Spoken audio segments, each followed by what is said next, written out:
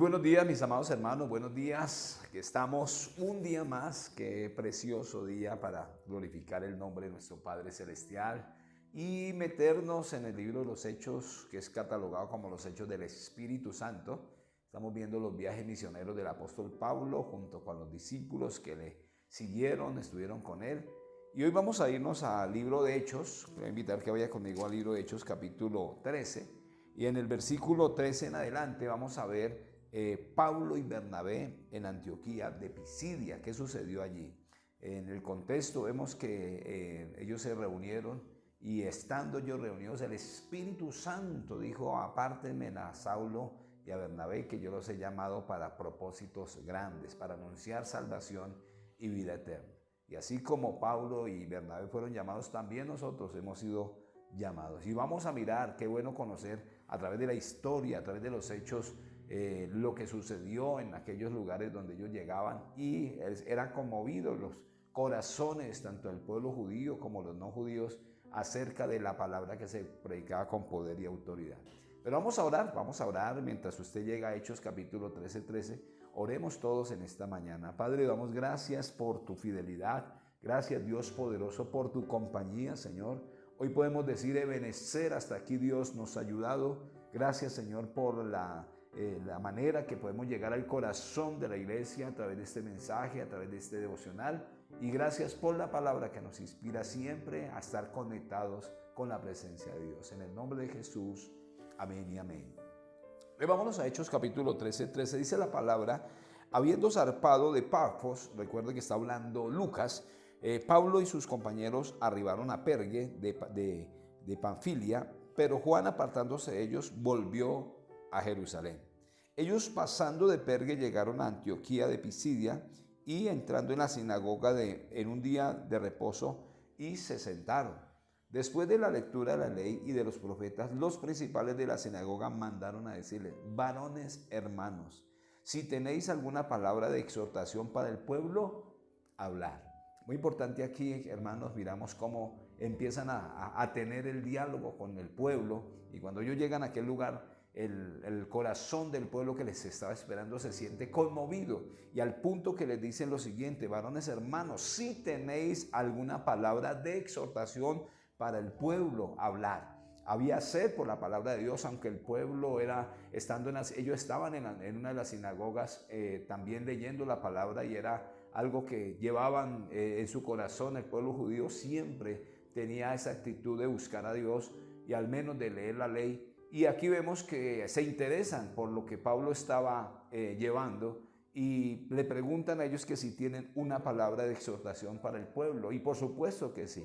Quiero dejarles aquí en el corazón que nosotros como pueblo de Dios debemos de tener en nuestro corazón una palabra, porque habrá siempre gente necesitada. En el caminar, en la universidad, en donde quiera que nosotros nos encontremos, habrá alguien que necesite escuchar una voz de Dios. Y usted y yo puedo ser un portavoz de Dios, un portavoz de la palabra de Dios y de las buenas nuevas de salvación. Entonces, por eso Dios les habla: varones hermanos, si tenéis alguna palabra de exhortación para el pueblo, hablad.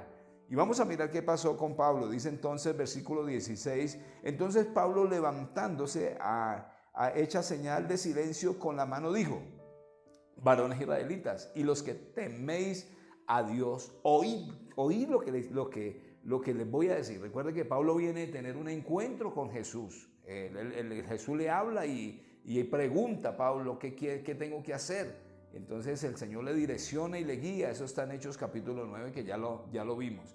En el versículo 17 dice Pablo: el Dios de este pueblo de Israel escogió a nuestros padres y enalteció al pueblo, siendo ellos extranjeros en tierra de Egipto, y con brazo levantado los sacó de ella, con mano poderosa. Y por un tiempo como de 40 años los soportó en el desierto.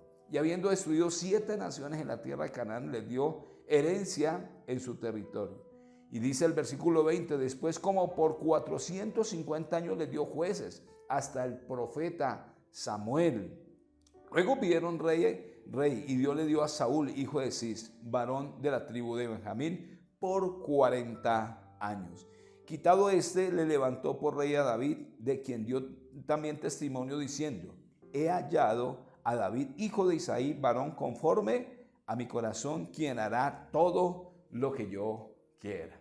Muy importante, mi amado hermano, aquí empieza el apóstol Pablo a declarar, a recitar lo que él sabía. Era un hombre muy estudioso de la ley, era un hombre muy estudioso de la palabra. Recuerde que Pablo se había levantado junto con Gamaliel, un hombre que conocía la palabra, conocía la ley y fue instruido. Y Pablo empieza a recordar la historia, a mirar todo lo que Dios se había hecho y le dice al pueblo cómo Dios había sacado con mano fuerte, con mano extendida a la nación de Israel del tiempo de esclavitud. También les dice que lo soportó por 40 años. También Pablo sabía que el Señor en alguna ocasión quiso destruir la nación en el desierto. Y fue Moisés el que se levantó en aquel momento y dijo, no lo hagas.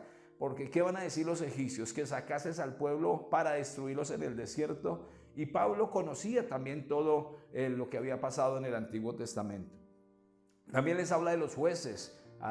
Samuel fue uno de los jueces que estuvo allí en los tiempos que Dios, cuando no había rey, entonces existieron los jueces. Allí estuvo Gedeón, allí estuvo Débora, pero uno de los jueces que termina ese ciclo de jueces para ya llegar a los reyes fue el profeta Samuel. Y allí estaba Saulo o Pablo hablándoles al pueblo de Israel, a la nación judía, diciéndole lo importante que es conocer la palabra de Dios y conocer a Dios mismo. Y dice el versículo 20, después por 450 años le dio jueces hasta el profeta Samuel. Y allí también introduce Pablo a lo que vamos a llegar nosotros en esta mañana. Dice luego el versículo 21, pidieron rey.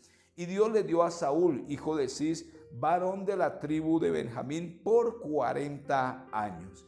Y recordemos que Saúl desobedece a Dios. Saúl no cumple el propósito de Dios y es desechado. El Espíritu de Dios que había venido sobre Saúl ahora ya no está. Ahora el Espíritu viene sobre David. Y aquí hay algo muy importante que resalta Pablo. Y es lo siguiente. Dice, quitado Saúl, versículo 22, les levantó por rey a David, de quien dio también testimonio diciendo, he hallado a David, hijo de Isaí, varón conforme a mi corazón, quien hará todo lo que yo quiera. Está hablando, mi amado hermano Lucas, lo que está en el corazón del Padre Eterno. Saúl desobedece, se levanta una nación en el desierto que desobedece. Por la misericordia de Dios pasan los jóvenes a la tierra prometida y entre los mayores que pasa solamente Josué y Caleb a la tierra prometida. Pero allí entre ese linaje viene la descendencia y se levanta un hombre. Después de que Saúl desobedece la palabra de Dios, se levanta David.